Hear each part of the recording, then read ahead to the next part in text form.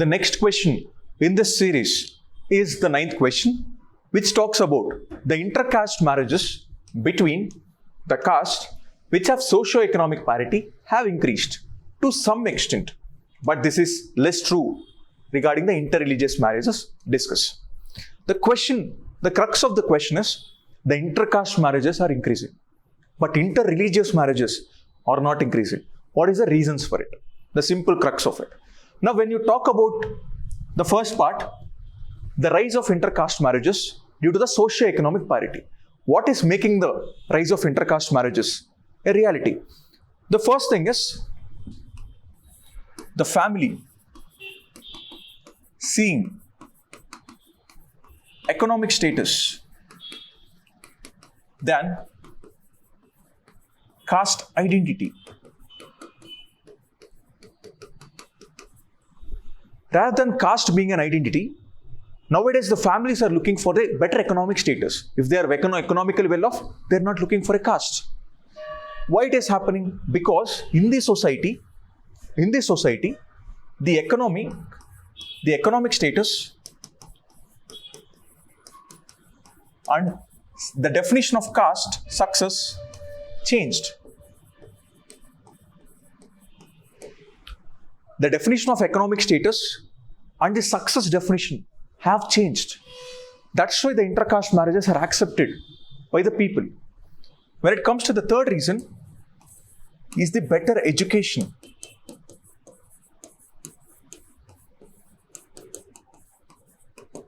If we can get the better education, for example, the ideals of Ambedkar. We read about the ideals of Ambedkar and we try to implement them in the real life. That's where better education can lead to the reduction of the caste identities. Then the reason is the urbanization.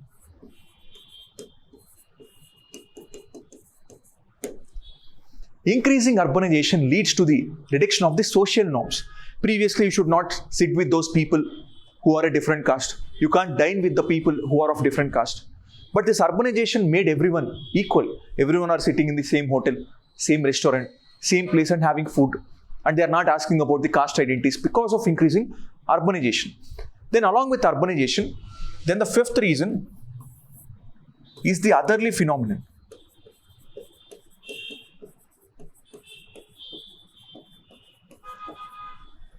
The otherly phenomenon. That means you look them as others. But because of industrialization, in the workplace, you don't look him as another. You look him as a worker only. Because of industrialization, the otherly phenomenon is reducing. And then the last reason is increase in role of media.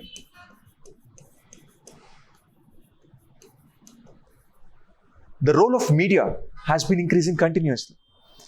The social media is making the people to lose out all the differences.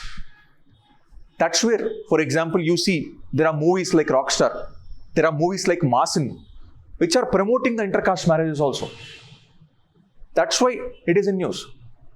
Then the second part of the question, why the interreligious marriages are not commemorately increasing compared to the intercaste marriages?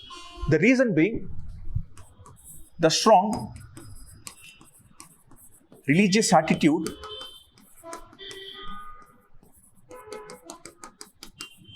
in the family. The strong religious attitudes in the family. Even though the caste is different, they take it lightly in this urbanized world. But religion, they don't take it lightly because the practices of religions are different. That's where strong attitude is present towards the religion. That's why they don't accept the interreligious marriages. Then second, the reason being, people have their own civil codes. The religious have their own civil codes and laws. That restricts them. That obviously restricts them. For example, we have Special Marriages Act.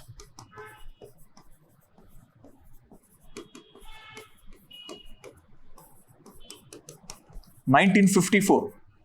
even though it promotes the religious marriages, interreligious marriages. But people have this fear of this law that it will try to display those people who are interreligiously getting married for 3 months in the notice board, which makes them to restrict the interreligious marriages. Then the third reason why people doesn't go for the interreligious marriages is people are ignorant that religious conversions may happen.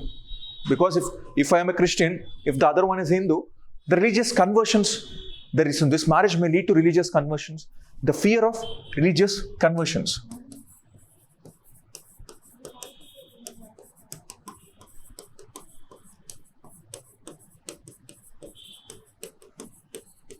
For example, the love jihad case, which is already running in the Supreme Court. That's why we don't go for the interreligious marriages. So these are the reasons why we have the limited increase in the interreligious marriages. And there is strong religious polarization also. There is strong political polarization also when it comes to these interreligious marriages. Now, how do we conclude to these sort of questions? In the conclusion, we need to go for the better legal protection, and we need to go for the better community awareness, legal protection and community awareness. Along with this, the Supreme Court, you can quote the Supreme Court saying that marriage should be based on a personal choice rather than social acceptance.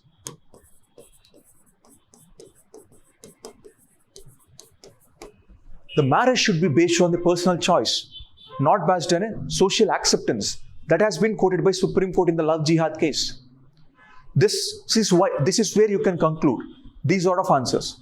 So we have seen the reasons for the inter-caste marriages getting increased. We have seen the reasons why inter-religious marriages are not getting increased.